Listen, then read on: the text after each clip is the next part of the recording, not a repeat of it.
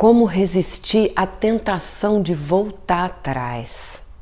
Esse é o primeiro vídeo da série Sua História sob Meu Olhar. Eu sou Yara Restini, uma mulher vivida que quer ajudar você a conquistar a felicidade plena.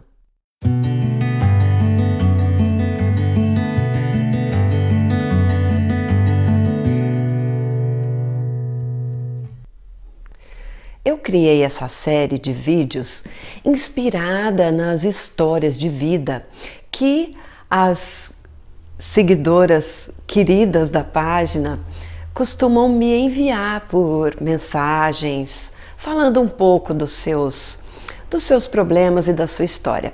Acredito que cada história vivida por qualquer uma de nós oferece oportunidade de abordagem de temas que podem sempre ajudar alguém. Então, vamos à nossa primeira história. Ela disse assim: Yara, não estou bem. Eu saí há pouco tempo de um relacionamento abusivo e não estou conseguindo me reerguer, me recuperar. Estou muito triste e estou sentindo muita vontade de voltar para ele. E foi tão difícil ter coragem de sair. Eu não tenho forças para começar a fazer alguma coisa para não cair nessa tentação. Eu não sei nem por onde começar. Acho que sou fraca. Vejam quanto sofrimento envolvido aí. Eu me emociono porque eu conheço muito bem esse sofrimento. Qual é o meu olhar sobre essa história? Quando eu vejo isso, muitas coisas chamam a minha atenção. Primeiro, ela está com a ferida totalmente aberta ainda. Foi há pouco tempo que aconteceu. Segundo, ela acabou de travar uma grande batalha dentro da própria mente para poder conseguir tomar a decisão de sair da relação.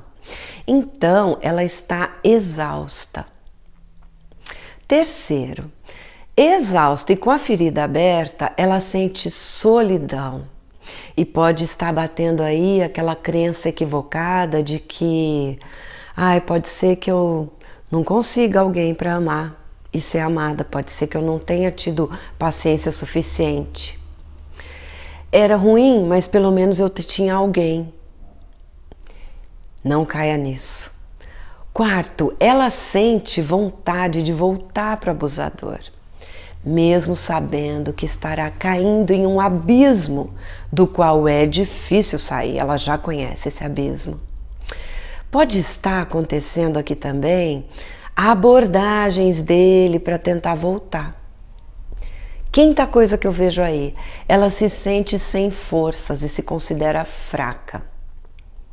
Eu vou explicar cada uma dessas coisas que deu pra gente observar nessa história. Primeiro, ela está com a ferida totalmente aberta ainda, foi há pouco tempo que aconteceu.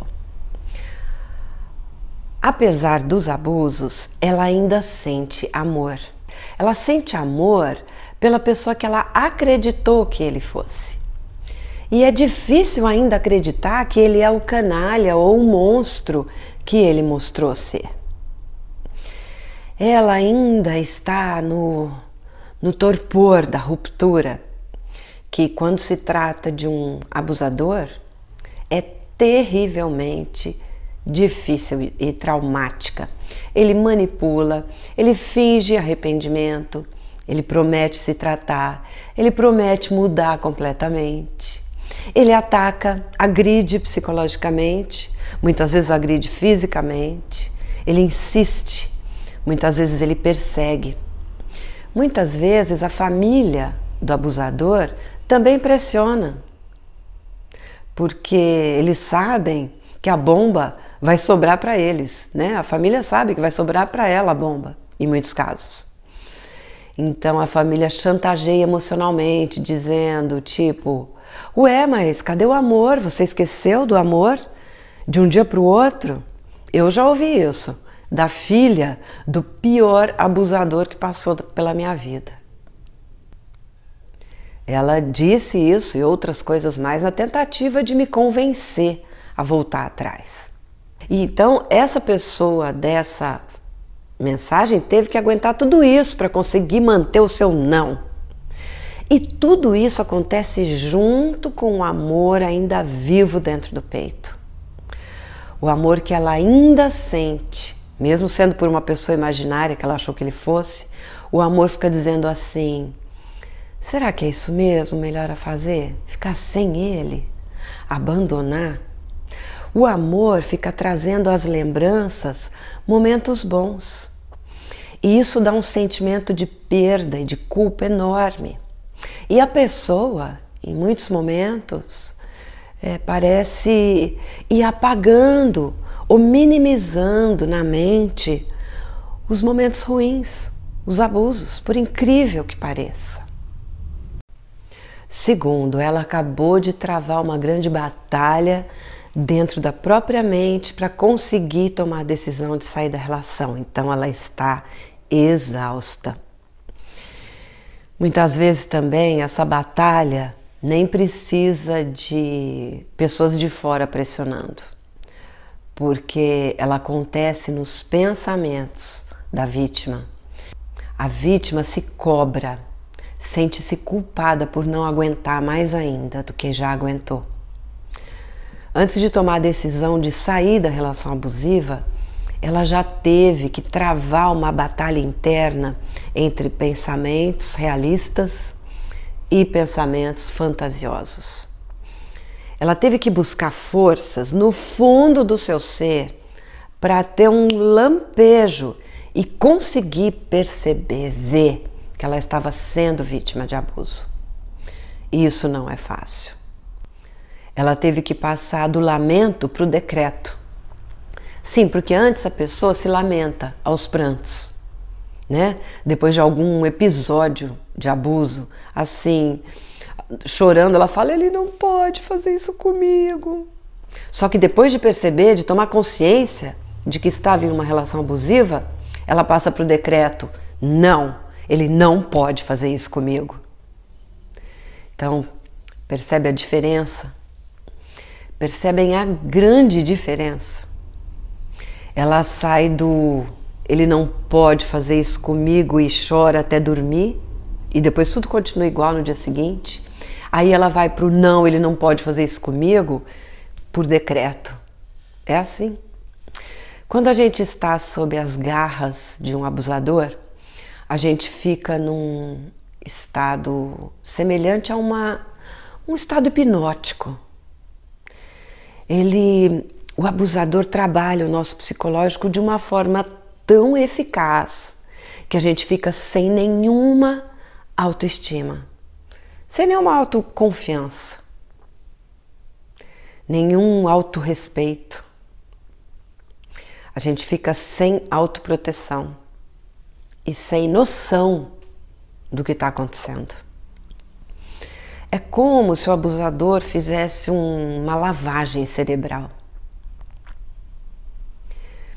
E agora que a pessoa percebeu, ela passa a brigar com ela mesma. Ela duvida do que ela própria acabou de perceber.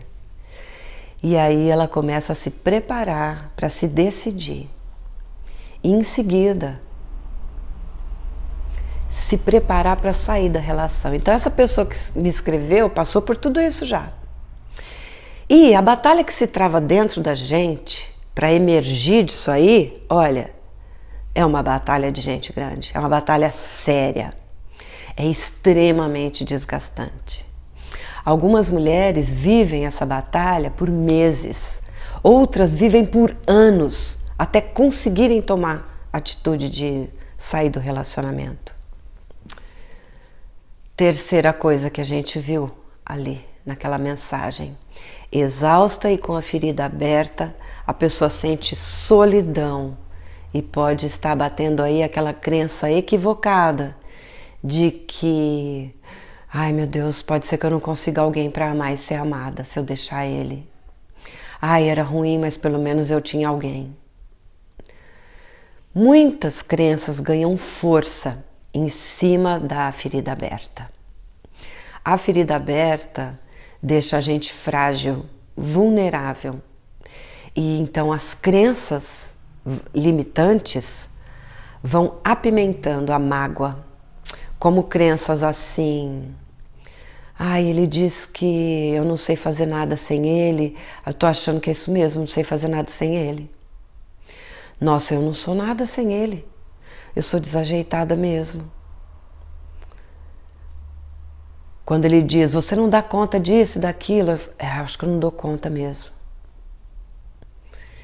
Então fica na mente da pessoa todas as frases destrutivas que ele dizia e agora ela acredita, né? Ela passa a acreditar, então ela passa a se menosprezar. E não adianta falar assim, para de pensar nas coisas que ele disse, porque não são simples lembranças. São efeitos de manobras psicológicas eficientes que dominaram a pessoa. Ainda por cima, vem a solidão. A solidão vem e pisa na alma da pessoa mais ainda. Quarta observação. Ela sente vontade de voltar para o abusador, mesmo sabendo que ela estará caindo em um abismo do qual ela sabe que é difícil sair. Bom, podem estar acontecendo aqui também as abordagens dele, né, para tentar voltar. A libertação do domínio psicológico é tão difícil que a pessoa começa a se perguntar se é isso mesmo, se ela está doida, se não seria melhor voltar ao jeito que estava, voltar para o cidadão. A pessoa tem dificuldade de perceber que se trata de uma fase que uma hora vai passar e que tem toda uma vida pela frente, depois para continuar. Não é? Ela fica com a impressão de que tem que escolher entre duas coisas, ou ficar se sentindo horrível como ela está, ou voltar para a relação, que era pior ainda. Então ela pensa que só tem dois caminhos, ou continuar a viver esse inferno de pós-ruptura, ou voltar para a situação em que estava, porque pelo menos a situação que estava, ela já conhecia melhor. Então ela não consegue vislumbrar que aquilo vai passar e que ela vai ter uma vida plena depois. Olha o que o abusador consegue fazer com a mente de uma pessoa. Se o abusador fica insistindo, abordando, prometendo coisas, fazendo chantagem emocional, perseguindo de forma sábia, esse é um momento perigosíssimo, né, em que ele pode conseguir o que quer. A pessoa está sofrendo, está exausta, ainda sente amor em muitos casos, está em total solidão, confusa ainda com seus próprios pensamentos. Ah, é uma presa fácil. É perigoso ele conseguir que ela volte. Ao mesmo tempo, ela sabe que precisa resistir. Afinal, foi tão difícil. A pessoa já sofreu tanto para traçar o caminho até aqui, né?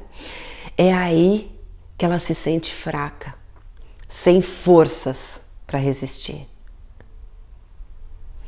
Aí a gente vai para a quinta observação. Ela se sente sem forças e se considera fraca para começar a fazer algo para evitar voltar atrás. Ela não sabe por onde começar. A pessoa sabe que tudo o que ela percebeu sobre os abusos que ela estava sofrendo não tem volta, né? Percebeu, está percebido. Quando a gente percebe, não tem como desperceber, né? Nunca mais a gente vai voltar àquela situação de não perceber. Não dá para voltar na fase em que a gente ainda não sabia. Então, a pessoa sabe também que não pode voltar atrás na decisão de sair da relação, porque depois de ter percebido, É o único caminho aceitável para se salvar em todos os sentidos. Fisicamente, psicologicamente, emocionalmente.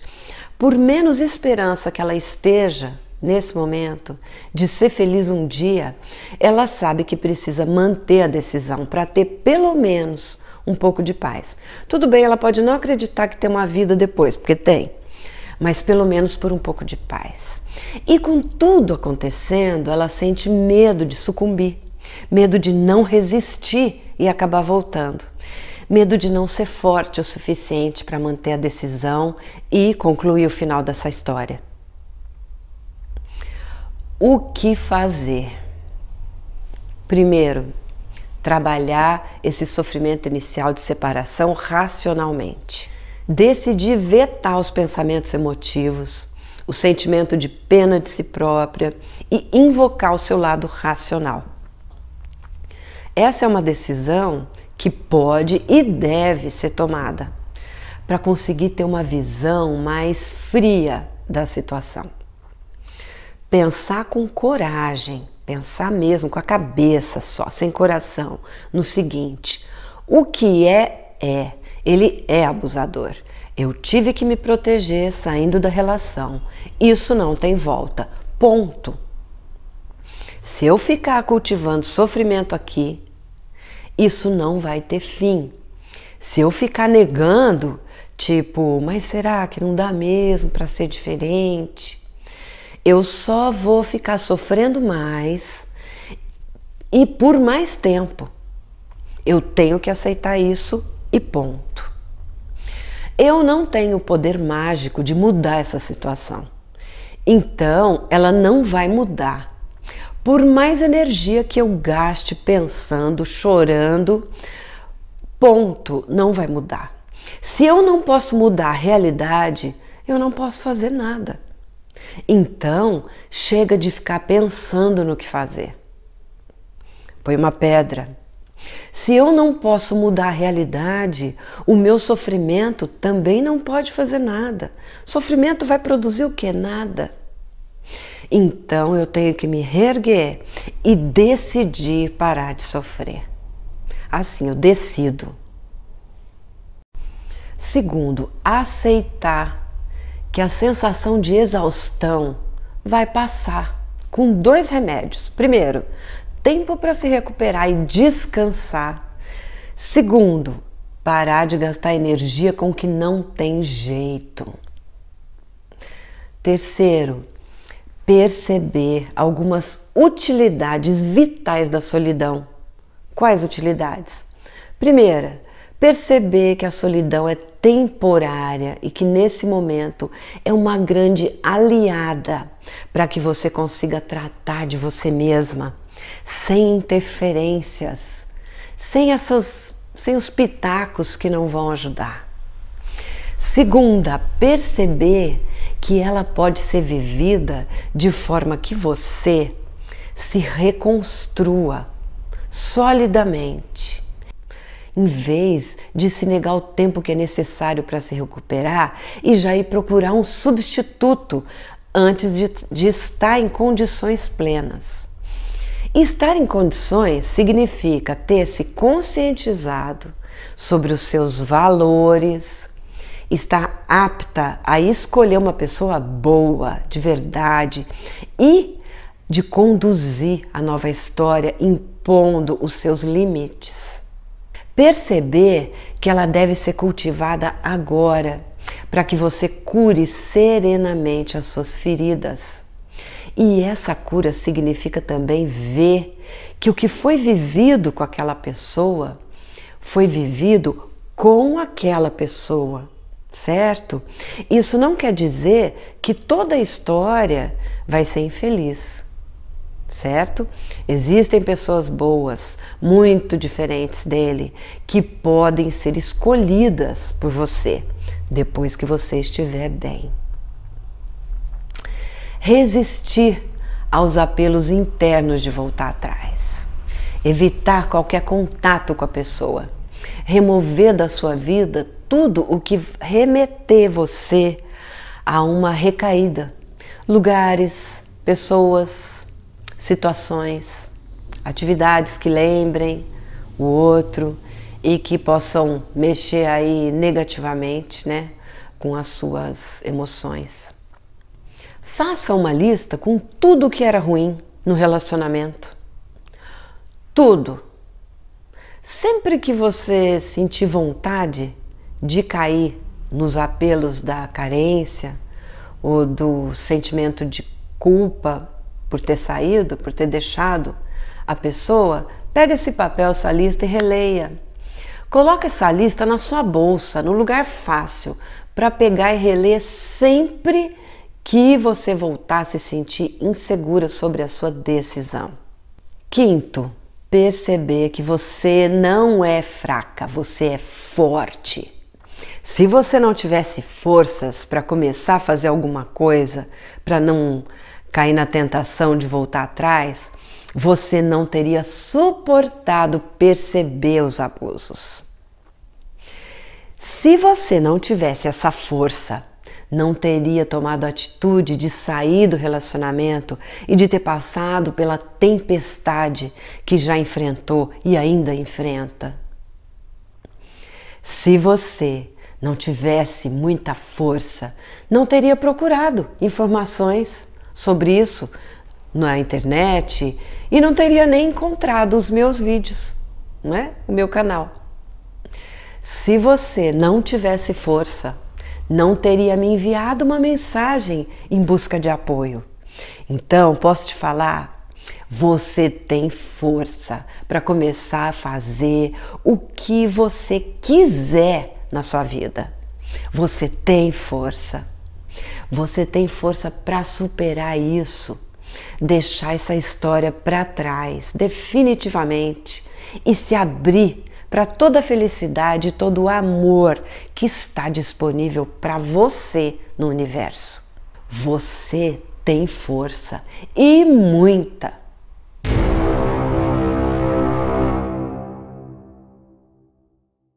Bom, pessoal, e aqui termina esse primeiro vídeo da série Sua História sob o meu olhar. Eu espero que vocês tenham gostado desse conteúdo. Se você gostou, deixe o seu like, por favor, e compartilhe com quem você sabe que está precisando ter contato com esses assuntos. Deixa o seu comentário e, se sentir vontade, me envie a sua história para que eu possa fazer um conteúdo falando um pouquinho sobre ela também, se der vontade. Muito obrigada e lembre-se, você merece ser feliz e vai ser muito feliz.